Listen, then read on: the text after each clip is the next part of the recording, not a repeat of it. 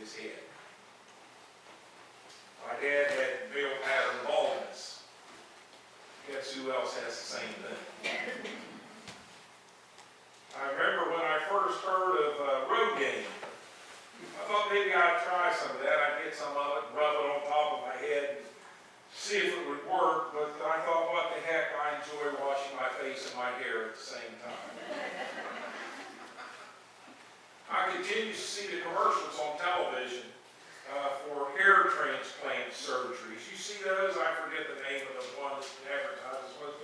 But the last one I saw was offering me a $250 rebate on the procedure if I would just answer the ad.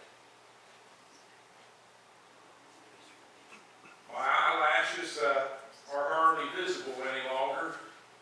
My eyelids and my forehead keep slipping toward my chin.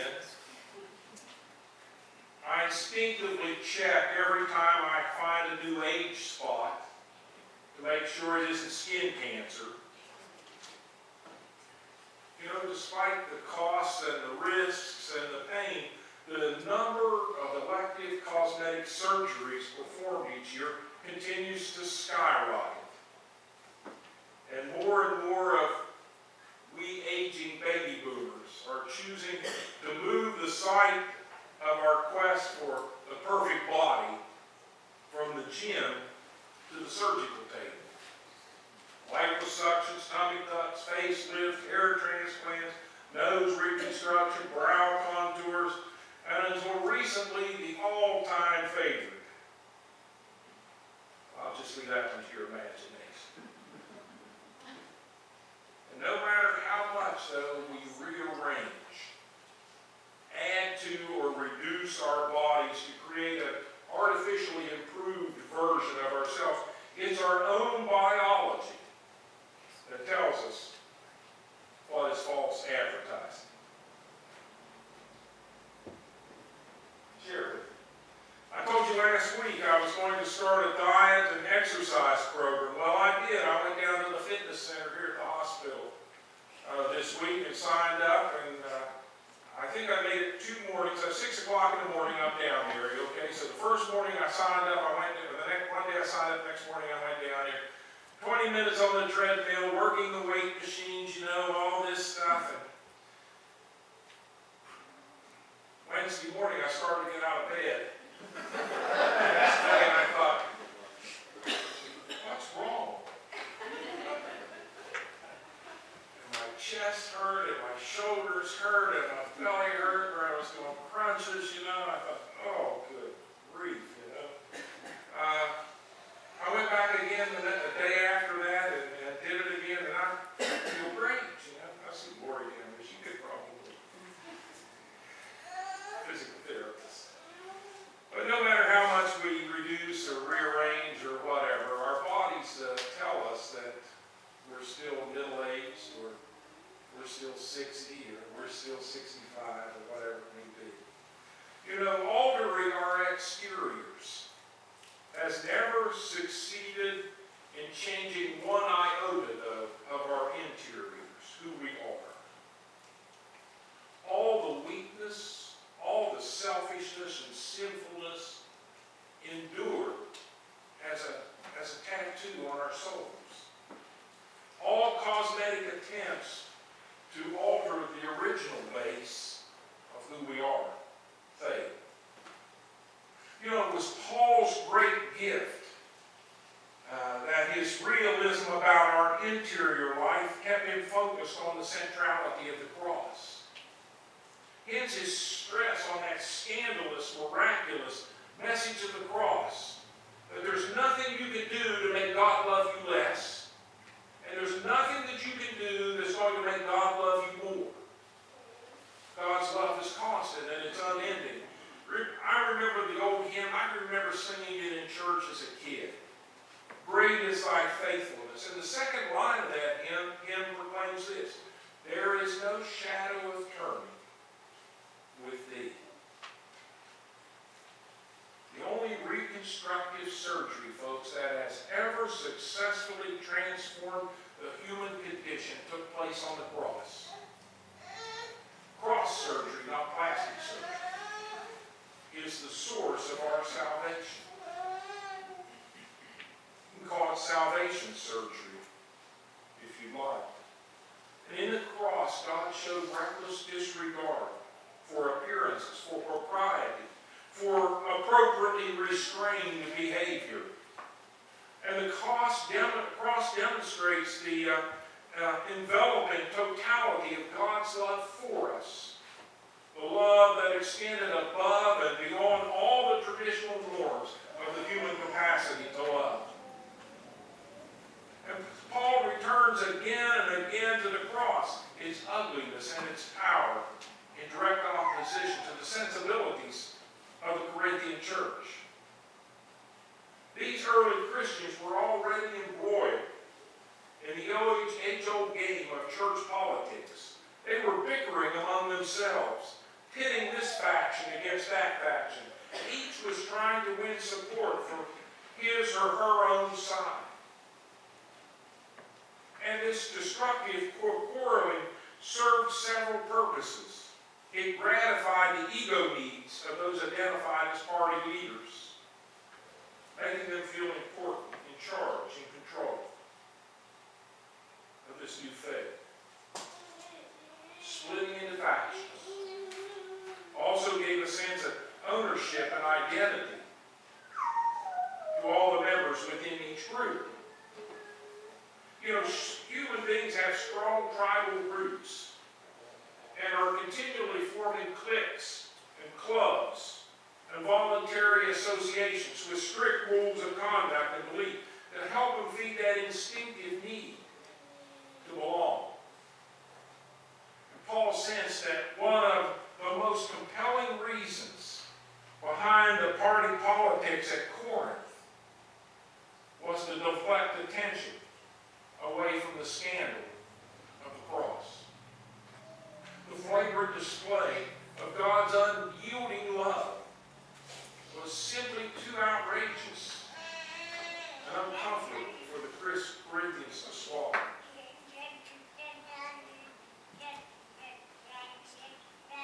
Is there any one of us who did not pass through a phase of adolescence when parents became the most enormous embarrassment that we had to bear in life? Huh?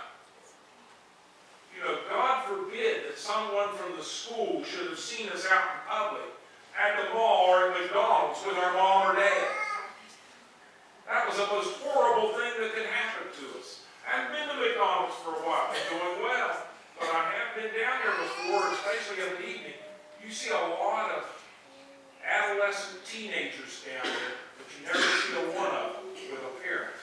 They're always with their buddies and their friends, you know. Heaven's sakes, we wouldn't be caught dead with mom or dad down at McDonald's. But far, far worse than that was when one or both of the parents decided to surprise us and help us at some of our school-sponsored events, like a dance, a play, a sporting event, or a debating match, and may have actually screamed and yelled and clapped and cheered for us. We're going, oh, good grief, Mom, you know, lay off, please. You know, to adolescents, parents are always too fat or too thin, too rich, too poor, too loud, too quiet, too old, too young, too nattily or too shabbily dressed. You get the picture. You've been there. Well, the Corinthians were behaving like embarrassed adolescents about God's totally uncool public expression of overwhelming, scandalous, unrestrained love in the cross. And they tried to push the cross into the background. They relied on their own energies, which they poured into forming new cliques and special groups that they hoped would be their salvation. Belonging to the right group would somehow make it possible for them to manipulate God's irrepressible love into a more presentable form. Paul derides the effectiveness of all these attempts at self-salvation. You know, we cannot maneuver God's favor or manage it our way by taking one side or the other and presuming that membership will steer God's love toward us. Think of when we label ourselves liberal Christians, moderate Christians, conservative Christians. Like it's going to cost God to love us more than it does them. All our theological quarreling, all of the party politics, all of the cosmetic adjustments that we try to make to ourselves and in our lives are without consequence, without God's saving grace in the cross of Jesus Christ. We can do all this other stuff, but it doesn't mean a thing if we reject that grace of God through Jesus Christ. It's the cross that trumps and transcends all divisions, no matter how deep, no matter how wide. Only the salvation surgery of the old rugged cross stitches us together and binds the family of faith.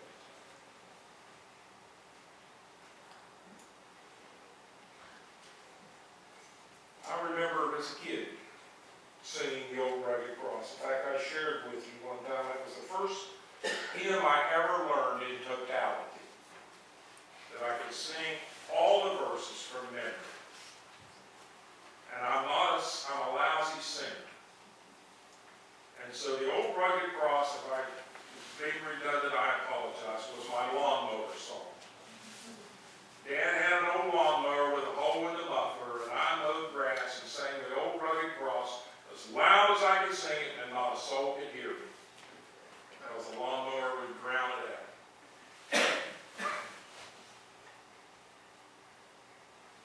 I don't know that I understood what I was singing about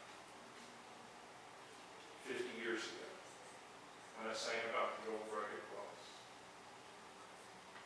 And today, I'm not sure that I fully grasp what I'm singing about when I sing the old rugged cross.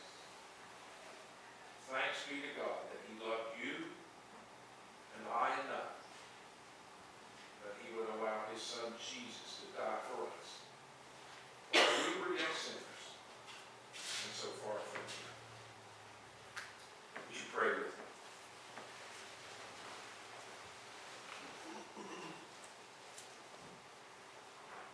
God, help us to realize that we're just a family of God.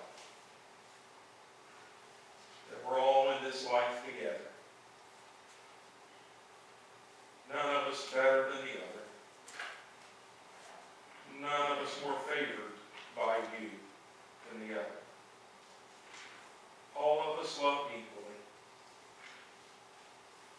with that unrestrained love that we find in Jesus.